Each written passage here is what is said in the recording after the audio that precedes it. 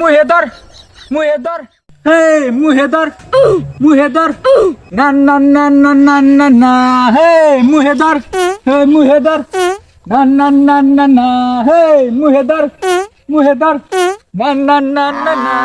দর্শক, আমরা দেখছি রাস্তার পাশে কেক নিয়ে এক ভাই ছাগলের 3 নাম্বার বাচ্চার মতো লাফাচ্ছে। কেন লাফাচ্ছে এখন আমরা তার মুখ থেকে শুনবো। আচ্ছা ভাই, আপনি কেক নিয়ে ছাগলের 3 নাম্বার বাচ্চার মতো লাফাচ্ছেন কেন?